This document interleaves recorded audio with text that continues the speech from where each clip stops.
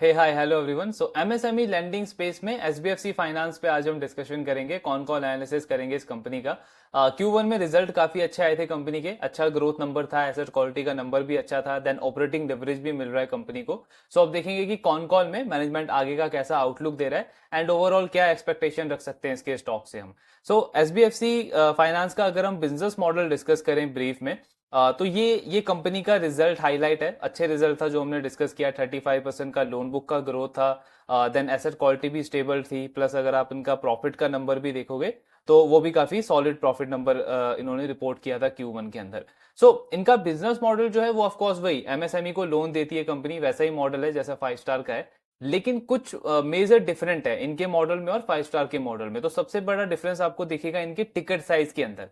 SBFC finance का जो ticket size है वो 5 लाख से लेकर के 30 लाख के बीच का है, जबकि 5 स्टार का हमने देखा था कि वो बिलो 5 लाख के कस्टमर, मतलब टिकट साइज का 5 लाख के नीचे का है, अराउंड 3.6 3.7 का टिकट साइज है 5 स्टार का। तो जब आपका टिकट साइज इतना छोटा हो जाता है तो इट मीन्स कि आप एमएसएमई स्पेस में बहुत ही टियर 5 टियर 6 सिटी में जाके मतलब डीपर लेवल पे पेनेट्रेट हो। सो अगर आपका पेनेट्रेशन इतना डीपर लेवल पे होगा तो ऑटोमेटिकली आपका ईल्ड बहुत हाई लेवल पे होने का चांस है, जो 5 स्टार एंजॉय करता है। अराउंड 22-23% का यील्ड उस कंपनी का रहता है एंड उसके पास में एक प्राइसिंग पावर भी है, बिकॉज वहां पे ज्यादा कॉम्पिटिटर्स नहीं है, क्योंकि उस कंपनी ने उसी कस्टमर के साथ में उन्हीं एरियाज में 25-30 सालों तक डीलिंग करी हुई है, तो एक स्ट्रॉन्ग उनका नीश बन गया वहां पे। एसबीएफसी का मॉडल अगर हम देखें तो ये 5 लाख से 30 लाख के बीच में टिकट साइज दे रहा है, और इसका अगर आप मार्केट साइज देखोगे तो ऑलमोस्ट 2.5 ट्रिलियन का ये मार्केट साइज है, जो कि पिछले कुछ सालों में 24% से ग्रो हुआ है। एंड इसका पूरे एमएसएमई लैंडिंग स्पेस में अगर हम देखें तो 30% मार्केट सिर्फ इसी टिकट साइज के अंदर आता है।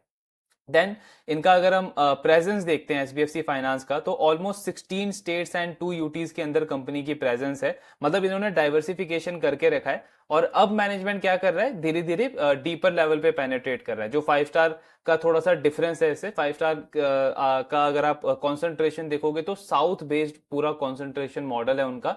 94-95% उनका जो लोन बुक है वो सिर्फ साउथ से आता है, और कंपनी अभी भी यही बोल रही है कि हम इसको इस मिक्स को मेंटेन करेंगे, मतलब हमको अभी नियर फ्यूचर में कोई इतनी जल्दी नहीं है कि हम अदर रीजन्स में और ज्यादा एक्सप्लोर करें। तो 5 स्टार बिल्कुल डीपर लेवल पे और ज्यादा पेनिट्रेट करता जा रहा है। वीजा वीज एसबीएफसी ने क्या किया है, पहले अपना डाइवर्सिफिकेशन कर लिया है, अब वो डीपर लेवल पे पेनिट्रेट करने का प्लान कर रहे हैं। सो ये कुछ मेजर डिफरेंसेस हैं इनके मॉडल में। बाकी रिजल्ट तो उन्होंने अच्छे रिपोर्ट करें। सो अब इनका कॉन कॉल में देखते हैं मैनेजमेंट आगे का कैसा आउटलुक दे रहा है। So first of all management का कहना है कि ऑफ कोर्स Q1 में जो आपके कुछ एक दो बड़े चैलेंजेस थे, जैसे इलेक्शन था, तो कंपनी कह रही है इलेक्शन की वजह से स्पेसिफिकली जो स्मॉलर टाउन्स हैं, टियर 2 टियर 3 जो मार्केट है, वहां पे हमको कुछ बड़े चैलेंजेस देखने को मिले, बिकॉज आपका जो मूवमेंट था वो काफी हद तक रिस्ट्रिक्ट हो गया था, कैश की मूवमेंट पे भी रिस्ट्रिक्शन लग चुका था उस टाइम पे। सो कंपनी कह रही है कि जैसे हमारा मॉडल है मॉर्गेज बेस्ड, हम लेंडिंग करते हैं, मतलब कोलेटरल लेते हैं कस्टमर से, या तो उनका उनका प्रॉपर्टी अपने पास में रखते हैं या उनका गोल्ड अपने पास में रखते हैं, उसके अगेंस्ट में लोन देते हैं। तो इस मॉर्गेज में कहीं ना कहीं हमें गवर्नमेंट की इन्वॉल्वमेंट भी चाहिए होती है उसके रजिस्ट्रेशन के अंदर। सो इलेक्शन की वजह से वो चीज भी थोड़ी बहुत इंपैक्ट हुई। देन उसके साथ में ऑफकोर्स आपका हीट वेव था, क्लाइमेट चैलेंजिंग था। सो इन सारी रीजंस की वजह से कंपनी कह रहा है कि हमारा जो ग्रोथ है Q1 के अंदर वो 5% रहा एयूएम में, क्वार्टर ऑन क्वार्टर लेवल पे, मतलब अगर आप मार्च के क्वार्टर से जून के क्वार्टर को कंपेयर करोगे तो 5% का एयूएम ग्रोथ रहा कंपनी का। एंड ये इनके गाइडेंस का लोअर रेंज है, मतलब मैनेजमेंट का गाइडेंस क्या रहता है ग्रोथ का, 5 से 7% क्वार्टर ऑन क्वार्टर। तो लोअर रेंज पे इन्होंने इस गाइडेंस को अचीव किया इस क्वार्टर के अंदर। देन कंपनी कह रही है कि ऑफ कोर्स ये एक kind of one of event था। सो इसके बाद जैसे जून में मैनेजमेंट बोल रही है कि हमारा बिजनेस जो है वो वापस से नॉर्मलाइज हो गया, ग्रोथ धीरे धीरे इंप्रूव होने लग गया। देन एनपीए में थोड़ा सा इंक्रीज देखने को मिला है कंपनी को, लगभग 17 बेसिस पॉइंट से इनका ग्रॉस एनपीए बढ़ा है पिछले क्वार्टर के कंपैरिजन में। सो ऑलमोस्ट 2.6% का ग्रॉस एनपीए है, लेकिन इससे क्रेडिट कॉस्ट में कोई बहुत बड़ा नेगेटिव इंपैक्ट नहीं पड़ा है। क्रेडिट कॉस्ट को मैनेजमेंट ने कंट्रोल करके रखा हुआ है। एंड कंपनी का अगर आप आरओई का नंबर देखोगे तो वो भी काफी स्टेबल है, 4.5% के आसपास। प्लस आरओई के नंबर में भी हमने एक इंप्रूवमेंट देखा था। FY24 में कंपनी का लगभग 11.9% के आसपास का आरओई का नंबर था। सो इस क्वार्टर में वो नंबर बढ़ करके 12.3% के आसपास आया है। अब इसमें सबसे बड़ा पॉजिटिव फीडबैक क्या है कि मैनेजमेंट बोल रहा है कि चैलेंजिंग एनवायरनमेंट जरूर था, लेकिन हमको ग्राउंड लेवल पे कुछ भी ऐसा देखने को नहीं मिल रहा है कि हम अपना गाइडेंस को रिवाइज करें या गाइडेंस को डाउनग्रेड करें। तो हम हमारे पुराने वाले गाइडेंस को मेंटेन कर रहे हैं, वही 5 से 7% का ग्रोथ एयूएम में क्वार्टर ऑन क्वार्टर लेवल पे, जो कि एनुअली अगर आप देखोगे तो 24% का ग्रोथ टारगेट हो गया मैनेजमेंट का। प्लस क्रेडिट कॉस्ट को भी मैनेजमेंट ने सेम गाइडेंस पे रखा है, 80 बेसिस पॉइंट से 100 बेसिस पॉइंट, मतलब 1% तक का क्रेडिट कॉस्ट कंपनी एक्सपेक्ट कर रही है इस फाइनेंशियल ईयर के अंदर। देन कंपनी कह रही है कि ये एक डिकेडल जर्नी है, मतलब अगले 10-15 साल का विजन हम लेकर के चल रहे हैं। तो उसमें ये जो क्वार्टर्स हैं ये ऑफ कोर्स एक छोटे छोटे माइलस्टोन है जिसको हम रेगुलरली मॉनिटर करते रहते हैं, बिकॉज अगर आपका हर एक क्वार्टर में परफॉर्मेंस अच्छा रहेगा तब जाके आप एक पूरे साल में अच्छा परफॉर्मेंस करोगे। एंड ऐसे ही अगर आप 2-3-4 साल 5 साल अपने परफॉर्मेंस को मेंटेन रखोगे, सो आपका अगले 7-8-10 साल में एक बहुत बड़ा एयूएम का बेस बनेगा। तो वो मैनेजमेंट अभी प्लान कर रही है। देन इनके दो प्रोडक्ट हैं, एक है एमएसएमई, सो 85% इनके टोटल लोन बुक का एमएसएमई है। वो अराउंड 38% पे ग्रो 35% पे ग्रो कर रहा है। एंड जो दूसरा इनका गोल्ड लोन का पार्ट है वो अराउंड 15% का उसका कंपोजिशन है पूरे टोटल लोन बुक के अंदर।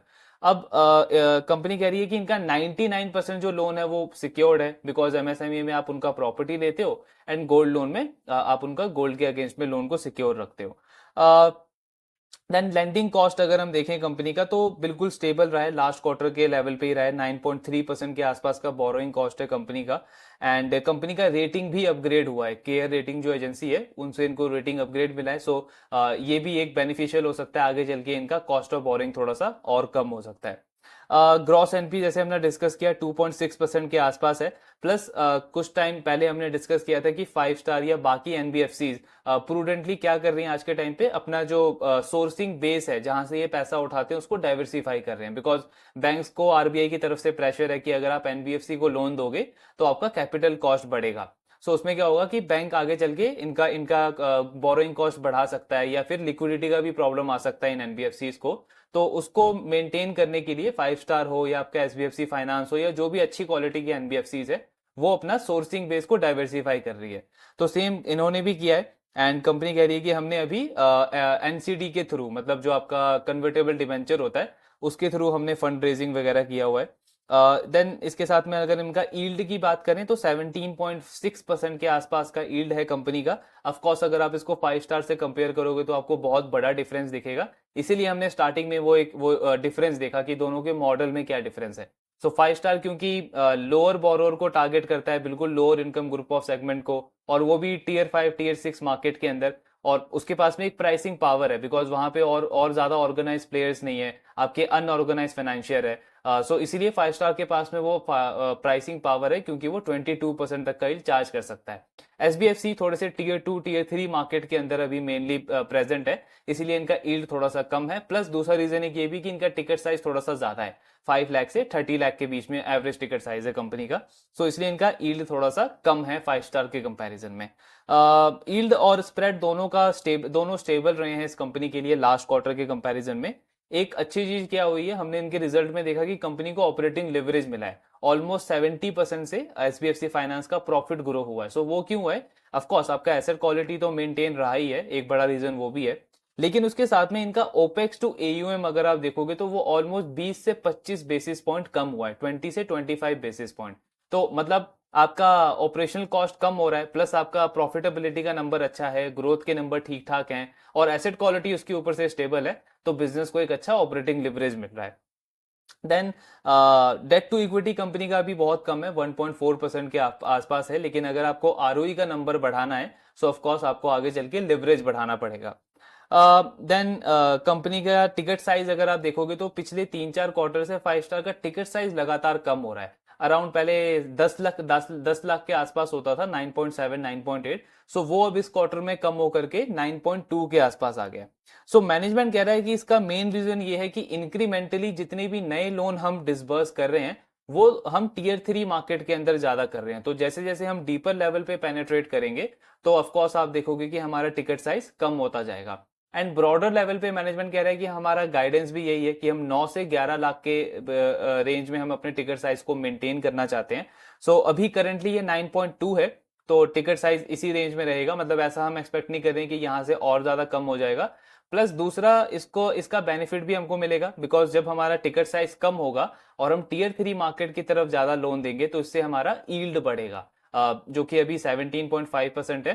तो अगर कल को चल के हमारा कॉस्ट ऑफ बोरिंग थोड़ा बहुत बढ़ता भी है तो ये जो इंक्रीज रहेगा यील्ड में ये इसको मिटिगेट कर सकता है। तो इस तरीके से मॉडल आगे चलने वाला है। देन प्रॉफिटेबिलिटी पे कंपनी अगेन वही कह रही है कि बहुत ज्यादा कुछ ऐसा इंपैक्ट नहीं पड़ेगा बिकॉज इन केस अगर बोरोइंग कॉस्ट बढ़ता है तो उसको हमारा ये यील्ड मैनेज कर सकता है, इसीलिए हम टीयर 3 मार्केट में ज्यादा पेनेट्रेट कर रहे हैं। नए ब्रांचेस हमारा मतलब किसी नए सिटी या नए स्टेट के अंदर ओपन करने का कोई प्लान नहीं है। अभी हमारा प्लान यही है कि जिन एग्जिस्टिंग स्टेट्स के अंदर हमारी प्रेजेंस है वहां पे हम और डीपर लेवल पे जाएं ताकि हमारा मार्केट शेयर गेन होना स्टार्ट हो। फिर इनका अगर आप डीपीडी का नंबर देखोगे तो वो भी बढ़ गया है, मतलब नंबर ऑफ कस्टमर जिन्होंने 1 या 2 ईएमआई मिस करी है, तो ये नंबर इनका 5.5% से बढ़ करके 6.5% के आसपास हो गया। मैनेजमेंट कह रहा है ऑफ कोर्स जो कि चैलेंजिंग क्वार्टर था ये, तो कलेक्शन एफिशिएंसी थोड़ा बहुत उससे इंपैक्ट हुआ है, लेकिन ओवरऑल इनका एक्सपेक्टेशन है कि आने वाले क्वार्टर में ये नंबर इनका वापस से नॉर्मलाइज हो जाएगा। एंड कंपनी कह रही है कि अगर आप पिछला 3-4 क्वार्टर देखोगे तो कलेक्शन एफिशिएंसी थोड़ी सी वोलेटिलिटी रही है उसके अंदर। एंड लास्ट ईयर का फर्स्ट क्वार्टर भी अगर आप देखोगे तो उसमें भी डीपीडी का नंबर बढ़ गया था बिकॉज हमने भी ये बार बार डिस्कस किया है कि जो Q1 होता है किसी भी फाइनेंशियल ईयर का वो एक लेंडिंग बिजनेस के लिए थोड़ा सा चैलेंजिंग क्वार्टर होता है, तो उसमें कलेक्शन में नॉर्मली प्रॉब्लम आता ही है। तो इसलिए एसबीएफसी कह रहा है कि ये एक सीजनली थोड़ा सा वीक क्वार्टर था, लेकिन आने वाले क्वार्टर में ये जो थोड़ा बहुत बड़ा है डीपीडी का नंबर ये वापस से नॉर्मलाइज हो जाएगा। देन आरबीआई का हम बार बार देख रहे हैं कि उनकी तरफ से इंस्ट्रक्शन आता है कि आपको अपना लैंडिंग रेट के ऊपर फोकस करना है, लैंडिंग रेट ज्यादा नहीं बढ़ाना है। तो एसबीएफसी फाइनेंस कह रहा है कि रेगुलेटर का अगर आप मोटिव बेसिकली समझोगे तो उनका उनका ये टारगेट है कि जो लेंडर है वो एक फेयर इंटरेस्ट रेट चार्ज करना चाहिए, मतलब अनरीजनेबल इंटरेस्ट रेट नहीं होना चाहिए। तो अगर आपका अनरीजनेबल इंटरेस्ट रेट नहीं होगा तो आरबीआई जो है, रेगुलेटर जो है, वो किसी भी लेंडर को फोर्स नहीं कर रहा है कि अपना लेंडिंग रेट को कम करे। एंड एसबीएफसी कह रहा है कि अगर जो उनके जो गवर्नर हैं शक्तिकांत दास, उनका अगर आप स्पीच सुनोगे बार बार तो उन्होंने मेनली ये माइक्रो फाइनेंस कंपनीज को पॉइंट आउट करके बोला है कि वो बहुत ज्यादा यील्ड चार्ज कर रहे हैं बिकॉज एक तो आपका अनसिक्योर्ड लोन है एंड ठीक है आपका साइकिल बहुत अच्छा चल रहा है, लेकिन इसमें बहुत सारी ऐसी कंपनीज आ गई हैं जो अभी ज्यादा यील्ड चार्ज करने लग गई हैं टू मेक अर्ली प्रॉफिट। तो इसकी वजह से हो क्या रहा है, बोरोअर के ऊपर प्रेशर पड़ रहा है एंड वहां पे वो रीपे जो एबिलिटी है रीपे करने की उसको उसको उसको इम्पैक्ट कर रहा है। सो वही कंपनी कह रही है कि इसलिए बहुत सारी माइक्रो फाइनेंस ने आपने देखा होगा कि ऑलरेडी अपने यील्डिंग रेट कम किए हैं। एसबीएफसी की जहां तक बात है तो हमारा यील्ड जो है वो ऑलरेडी स्टेबल है, बहुत ज्यादा हमने नहीं बढ़ाया इसको एंड हम इसको काफी क्लोजली मॉनिटर कर रहे हैं कि ये आगे चल के वो लाइन क्रॉस ना हो जो कि हमको आरबीआई कुछ इसमें इंटरवीन करे। इसमें अगर आप 5 स्टार का व्यू देखोगे तो उनकी मैनेजमेंट का बिल्कुल क्लियर व्यू था कि हमारा आरबीआई के साथ पिछले 5 से 6 साल में कोई भी डिस्कशन नहीं हुआ है इंटरेस्ट रेट को लेकर के, यील्डिंग रेट को लेकर के, बिकॉज हमारा मॉडल इस तरीके से है एंड रेगुलेटर को काफी अच्छे से पता है कि हम इसको काफी अच्छे से मैनेज कर रहे हैं, हमारे पास में वो प्राइसिंग पावर है, वो हमारा कॉम्पिटिटिव एडवांटेज है। सो हमारे ऊपर इंटरेस्ट रेट का कोई भी प्रेशर नहीं है और एसबीएफसी क्या कर रहा है कि हम ऑलरेडी उसको मैनेज कर रहे हैं एंड इन केस अगर कल को रेगुलेटर इसमें इंटरवीन करता भी है तो हम इसको और ज्यादा कम कर देंगे। देन कंपनी कह रही है कि हम पूरा एफर्ट डाल रहे हैं कि हमारा जो सोर्सिंग बेस है उसको और ज्यादा डाइवर्सिफाई करें। तो 2 साल पहले अगर आप इनका बैंक से बोरोइंग देखोगे तो 77% जो बोरोइंग होती थी इनकी वो बैंक से होती थी, अब पिछले साल वो कम होकर के 54% हो गई है एंड मैनेजमेंट बोल रहा है कि इस साल के एंड तक हमारा टारगेट है कि हम इसको 40% कर देंगे। तो मतलब एक ही लेंडर पे आपकी डिपेंडेंसी कम हो जाएगी। सो ऑफ कोर्स वो जो चांस है कॉस्ट ऑफ बोरोइंग बढ़ने का वो धीरे धीरे आपका बहुत कम हो जाएगा, लिक्विडिटी का प्रॉब्लम भी होना काफी कम हो जाएगा आगे चल के। ब्रांचेस का गाइडेंस इन्होंने 20 ब्रांचेस का दिया है, मैनेजमेंट बोल रहा है वही 20 ब्रांचेस ओपन करने के ऊपर टारगेट है हमारा एंड वो सारे नए ब्रांचेस जो हैं वो इन्हीं स्टेट्स और इन्हीं सिटी के अंदर होगा, मतलब किसी नए सिटी और स्टेट को अभी एक्सप्लोर नहीं कर रही है कंपनी। सो एग्जिस्टिंग स्टेट के अंदर ही और ज्यादा मार्केट शेयर गेन करने के ऊपर फोकस है इनका। देन जो इनका गोल्ड लोन के जो ब्रांचेस हैं उसमें कंपनी बोल रही है कि हमारा ब्रेक इवन हो जाता है यूजली जब 6.5-7 करोड़ के आसपास का हमारा एयूएम होता है, तो हम जो हमारा रिक्वायर्ड आरओई है उसको अचीव कर लेते हैं। एमएसएमई ब्रांचेस की अगर हम बात करें तो कंपनी कह रही है कि 33 से 34 करोड़ का जब हमारा एयूएम हो जाता है एक एमएसएमई ब्रांच के अंदर तो हमारा रिक्वायर्ड आरओई हमको मिलने लग जाता है। और टाइम पीरियड मैनेजमेंट बोल रहा है कि यूजुअली 12 से 18 महीने के अंदर हमारा कोई भी एक ब्रांच ब्रेक इवन कर लेता है। ऑफ कोर्स उसमें थोड़ा सा आपका लोकेशन भी मैटर करता है और ब्रांचेस के बाकी के मैट्रिक्स भी मैटर करते हैं, साइज वगैरह। सो ये इनका ओवरऑल ब्रेक इवन का पीरियड रहता है। देन एम्प्लॉय का इंक्रीमेंट जो है वो कंपनी कह रही है कि ग्रुप लेवल पे अगर आप देखोगे तो 8 से 10% का एनुअल हाइक मिलता है हमारे एम्प्लॉयज को।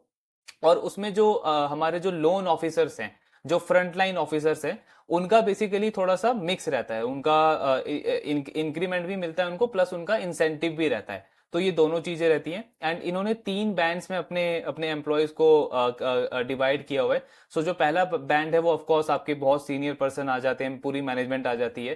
देन उसके बाद जो दूसरा बैंड है उसमें आपके मैनेजरियल लेवल के पर्सन आ जाते हैं, तो वहां पे एट्रिशन अराउंड 20% के आसपास है। जो सीनियर लेवल है वहां पे बिल्कुल नेग्लिजिबल एट्रिशन रेट है। एंड कंपनी कह रही है कि जो लोन ऑफिसर्स हैं, जो सेल्स ऑफिसर्स हैं हमारे, सबसे ज्यादा एट्रिशन वहीं पे है, 40 से 45% के आसपास है। पिछले साल ये नंबर 50% था, बट मैनेजमेंट बोल रहा है कि इसमें हम लगातार उनकी ट्रेनिंग और डेवलपमेंट के ऊपर काम कर रहे हैं, तो अब एट्रिशन रेट हमारा कम हो रहा है। एंड ये बहुत ऑब्वियस है, चाहे वो लोन का बिजनेस हो या बैंक में भी अगर आप देखोगे तो जो सेल्स पर्सन होगा वहां पे एट्रिशन बहुत ज्यादा होगा, बिकॉज ऑफ कोर्स आपके ऊपर जॉब का प्रेशर तो हर जगह रहता है। तो आपको जहां पे हाइक ज्यादा अच्छा मिलता है तो आपकी प्रेफरेंस एज एन एम्प्लॉयर वहां पे ज्यादा ज्यादा बनती है।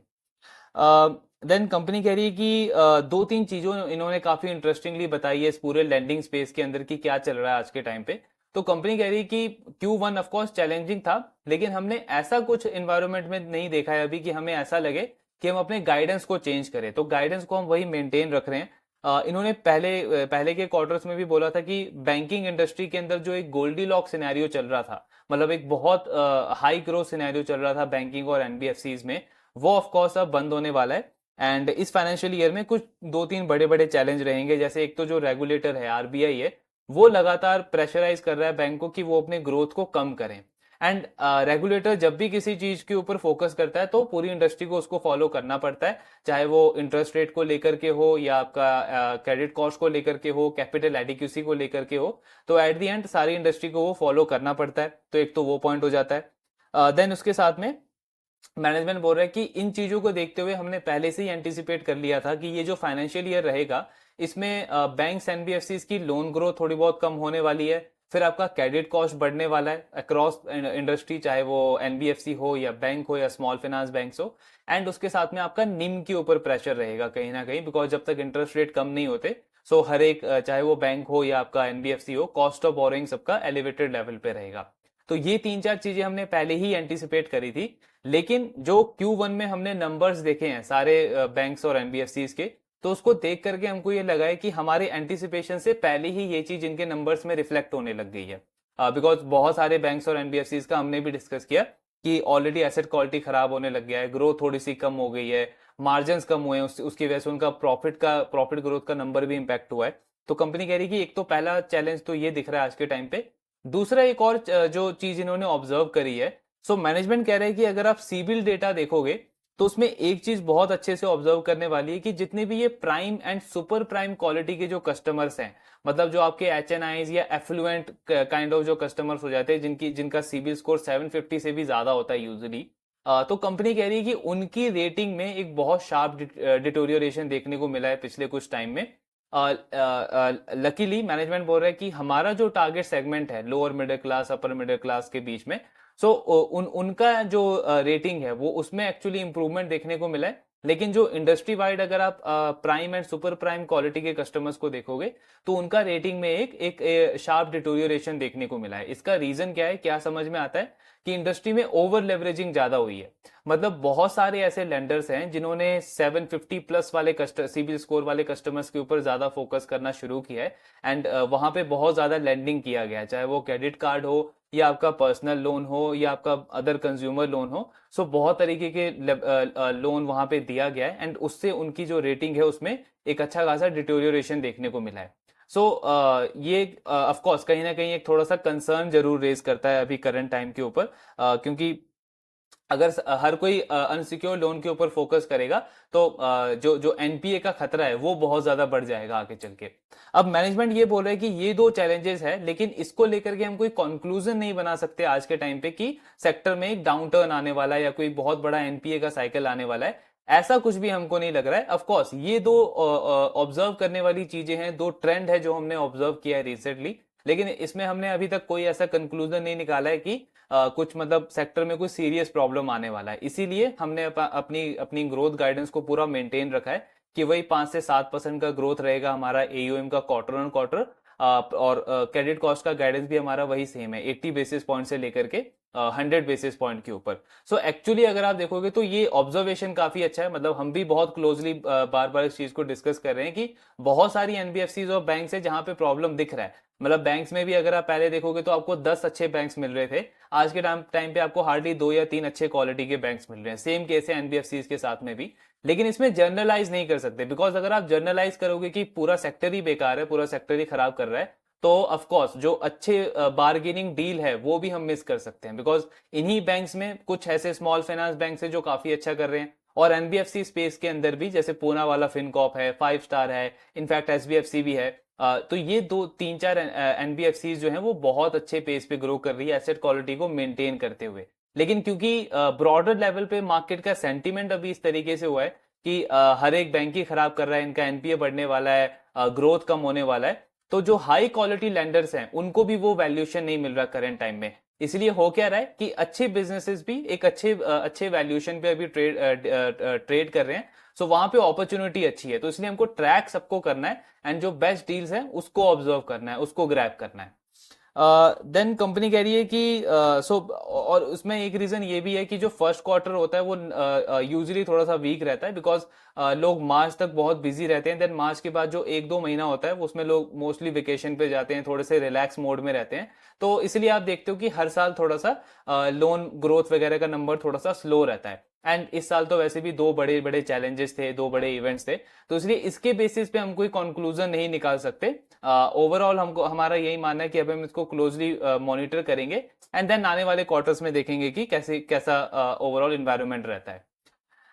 देन कंपनी कह रही कि आज के टाइम पे स्पेसिफिकली जो आईएलएफएस का जो इवेंट हुआ था उसके बाद से अगर आप देखोगे तो किसी भी एनबीएफसी को अगर उसका आरओई का नंबर अच्छा करना है तो उसके लिए बहुत जरूरी है कि वो कंसिस्टेंटली सस्टेनेबली एक हाई आरओई को डिलीवर करे, मतलब 3.5 4% का आरओई का नंबर रहना ही चाहिए एक एनबीएफसी का। बिकॉज अगर वो मेंटेन नहीं हुआ तो बहुत डिफिकल्ट हो जाएगा एक एनबीएफसी के लिए कि अच्छे लेवल का आरओई वो डिलीवर कर पाए। एंड कंपनी कह रही है कि इसीलिए हमने एक सही बैलेंस बना के रखा हुआ है, हम रिस्क के ऊपर भी फोकस कर रहे हैं, यील्ड के ऊपर भी फोकस कर रहे हैं, एंड आगे का ग्रोथ के ऊपर भी फोकस कर रहे हैं, जिससे हम चाहे साइकिल अच्छा हो बुरा हो लेकिन हमारा बिजनेस का परफॉर्मेंस कंसिस्टेंट रहे। सो उसके ऊपर फोकस है मैनेजमेंट का। देन इन्होंने लास्ट क्वार्टर में 15% का आरओई का गाइडेंस दिया था, तो मैनेजमेंट कह रहा है कि उस गाइडेंस को हमने मेंटेन रखा है ओवरऑल। एंड क्योंकि हमने पिछले कुछ टाइम में अपने ब्रांचेस के ऊपर, एम्प्लॉयज के ऊपर और टेक्नोलॉजी के ऊपर बहुत अच्छा खासा इन्वेस्टमेंट किया है, तो वो जो कॉस्ट है वो हमको अपफ्रंट लेनी पड़ी है। लेकिन अब धीरे धीरे क्योंकि वो स्केल अप हो रहा है बिजनेस, तो वो जो डिस्ट्रीब्यूशन के ऊपर जो हमारा इन्वेस्टमेंट है वो हमको रिवॉर्ड दे रहा है। एंड आप देखोगे कि हमारा on an average 50 basis point के आसपास का हमारा कॉस्ट का इंप्रूवमेंट होगा। तो जब कॉस्ट का इंप्रूवमेंट होगा तो हमको ऑपरेटिंग लेवरेज मिलेगा, ऑपरेटिंग लेवरेज मिलेगा तो वहां से हमारा आरओई बढ़ने का चांस है। तो मैनेजमेंट क्या बोल रहा है कि हमारा ऐसा एक्सपेक्टेशन है कि अगले फाइनेंशियल ईयर के लास्ट क्वार्टर तक हमारा जो आरओई का नंबर है वो 15% तक जाएगा। सो करंटली इस क्वार्टर में ये 12% के आसपास है, अगले 2 साल के अंदर मैनेजमेंट कह रहा है कि ये 15% तक जाएगा। तो ये काफी पॉजिटिव गाइडेंस है कि आरओई को इंप्रूव करने का टारगेट रखा है मैनेजमेंट ने। देन इसके साथ में कंपनी कह रहा है कि ऑफ कोर्स फी इनकम भी हमारा लगातार बढ़ता जा रहा है, तो वो भी एक दूसरा ग्रोथ लेवल होगा हमारे आरओई को बढ़ाने के लिए। क्रेडिट कॉस्ट का गाइडेंस कंपनी ने अगले साल तक सेम रखा है, 100 बेसिस पॉइंट का क्रेडिट कॉस्ट कंपनी एक्सपेक्ट कर रही है। देन हाउसिंग फाइनेंस कंपनी के लिए भी इन्होंने अप्लाई किया था बट अभी तक उसका अप्रूवल नहीं आया, सो वो भी अभी पेंडिंग है। देन इनका जो लोन बुक का मिक्स है वो कंपनी कह रही है कि हमारा टारगेट ये है कि 85% एमएसएमई लोन रहे, 15% गोल्ड लोन रहे। लेकिन ऑफ कोर्स अभी जो रिसेंटली गोल्ड के प्राइसेस बढ़ गए हैं तो इसीलिए गोल्ड का एयूएम का शेयर थोड़ा सा बढ़ गया है, 15% से 16% हो गया है। बट आगे चल के हमारा टारगेट उस मिक्स को सेम रखने का ही है। लॉन्ग टर्म प्लान भी कंपनी ने अभी यही बताया कि 5 से 7% का ग्रोथ ये टारगेट कर रहे हैं क्वार्टर ऑन क्वार्टर लेवल पे, क्रेडिट कॉस्ट को मेंटेन रखते हुए। सो अगेन ये भी एक अच्छा गाइडेंस दिया है कंपनी ने। देन डिविडेंड्स पे कंपनी कह रही है कि कोई भी एनबीएफसी जब एक ग्रोथ फेज में होती है तो ऑफकोर्स वो डिविडेंड पे नहीं करती है। एंड अगर आप हमारा मॉडल भी देखो तो अभी हमारा टारगेट क्या है कि हमको सस्टेनेबल तरीके से लगातार ग्रो करना है। तो जो भी हमारा प्रॉफिट आ रहा है वो हम वापस से री इन्वेस्ट कर रहे हैं हमारे बिजनेस से। और अगर हम इसको डिस्ट्रीब्यूट ना करें एज ए डिविडेंड और वापस से बिजनेस में इसको इसको री इन्वेस्ट करते रहें, तो इससे क्या होगा कि हमारा हम कैपिटल रेजिंग को भी डिले करते जा रहे हैं। अदरवाइज हमें कैपिटल रेज करना पड़ेगा तो इक्विटी डाइल्यूट होगा। सो उस पॉइंट से भी अगर आप देखो तो हम डिविडेंड को डिले कर रहे हैं बिजनेस को ग्रो करने के लिए। तो यही मेन पर्पज है हमारा। सो कोई पॉइंट भी नहीं बनता है कि आपका 7,000 करोड़ का लोन बुक है, आरओई आपका 12% में बढ़ा है एंड आप जाके आगे डिविडेंड डिस्ट्रीब्यूट कर रहे हो। तो बिकॉज वो पीएसयू वाला माइंडसेट नहीं रखना है, आपको ग्रोथ माइंडसेट रखना है, 10 साल 15 साल का विजन रखना है। सो पहला फोकस आपका यही होना चाहिए कि एज एन एनबीएफसी आरओई मेरा एक अच्छे लेवल पे जाए, 15% 18% तक जाए। सो वही अच्छा सोच है मैनेजमेंट का। देन गोल्ड बुक को मैनेजमेंट कह रही है कि हम M2M बेसिस पे मैनेज करते हैं इसको। मतलब अगर प्राइसेस बढ़ता है तो हम इमीडिएटली कस्टमर को बोलते हैं कि वो मार्जिन और ऐड करे, अदरवाइज जो रिक्वायर्ड होता है उसको गोल्ड को हम ऑक्शन कर देते हैं। सो ये ओवरऑल इनका गोल्ड का मैनेजमेंट रहता है। तो ये पूरा कॉन एनालिसिस था एसबीएफसी फाइनेंस का। नंबर्स तो काफी अच्छे हैं, प्लस आप गाइडेंस भी देखोगे तो सॉलिड गाइडेंस दिया है कंपनी ने। 5 से 7% का एयूएम ग्रोथ का टारगेट है क्वार्टर ऑन क्वार्टर, मतलब ईयरली ऑलमोस्ट 24-25% का ग्रोथ का टारगेट हो गया। आरओई इंप्रूवमेंट का इन्होंने गाइडेंस दिया है, ये बहुत अच्छा गाइडेंस है। 12% से आरओई 15% का टारगेट कर रही है मैनेजमेंट अगले 1 से 2 साल के अंदर। एंड ये सब क्रेडिट कॉस्ट को मेंटेन रखते हुए, मतलब 100 बेसिस पॉइंट 1% के आसपास का क्रेडिट कॉस्ट का गाइडेंस दिया है मैनेजमेंट ने। और उसके ऊपर से आपका ओपेक्स क्योंकि कम होगा तो ऑपरेटिंग लिवरेज भी मिलेगा कंपनी को। सो गाइडेंस अच्छा है, नंबर्स अच्छा है एंड एक अच्छे डायरेक्शन में बिजनेस जा रहा है। ऑफ कोर्स स्टॉक अगर आप देखोगे तो पिछले 6-7 महीने में बिल्कुल भी कोई मूवमेंट नहीं रहा है स्टॉक के अंदर। एंड पूरा मोस्टली लैंडिंग स्पेस भी इसी तरीके से अंडर परफॉर्म कर रहा है, लेकिन बिजनेस ओवरऑल काफी अच्छा परफॉर्म कर रहा है। और एमएसएमई लैंडिंग स्पेस में अगर हम देखें तो 5 स्टार ऑफकोर्स एक टॉप प्लेयर बनता है, बिकॉज पेस ऑफ ग्रोथ उसका बहुत हाई है। उसके ऊपर से आरओई का नंबर उसका लगातार बढ़ता जा रहा है, 18-19% ऑलरेडी क्रॉस कर चुका है। एंड देन 5 स्टार के साथ में एसबीएफसी फाइनेंस, ये दो सबसे अच्छे प्लेयर लगते हैं इस पूरे एमएसएमई लैंडिंग स्पेस के अंदर। यूग्रो कैपिटल की अगर हम बात करें तो उसके साथ में प्रॉब्लम जो है वो थोड़े से उसके प्रॉफिटेबिलिटी की ग्रोथ को लेकर के है। प्लस मैनेजमेंट क्योंकि बहुत हाई फंड रेज कर रहा है, उससे इक्विटी उसका डाइल्यूट होगा तो आपका ईपीएस का नंबर नहीं बढ़ेगा। तो अगर उसका प्रॉफिटेबिलिटी का ग्रोथ का नंबर बहुत सॉलिड नहीं आता है आने वाले क्वार्टर्स में, तो उसका जो डील है वो इतनी अट्रैक्टिव नहीं होगी, बिकॉज आपका ईपीएस काफी लो रह जाएगा अगले 2-3 साल के अंदर। ऑफकोर्स प्राइस टू बुक तो उसका बहुत कम है, 2 से भी नीचे का है अगर हम इन एनबीएफसी के साथ में उसको कंपेयर करें। लेकिन उसका प्रॉफिट ग्रोथ अच्छा होना चाहिए आने वाले क्वार्टर्स में, तो वो थोड़ा सा वेट एंड वॉच वाला प्लेयर बनता है। लेकिन अगर हम बेस्ट प्लेयर्स की बात करें तो ऑफकोर्स 5 स्टार जो ऑलरेडी हाई पेस पे ग्रो कर रहा है, एंड उसके साथ में एसबीएफसी फाइनेंस। सो ये ओवरऑल कॉन एनालिसिस था एसबीएफसी फाइनेंस का। बाकी ट्रैकिंग कंटिन्यू रखेंगे एंड ऑफकोर्स आपके जो भी डाउट्स हैं please do let me know in the comment box. Thank you very much.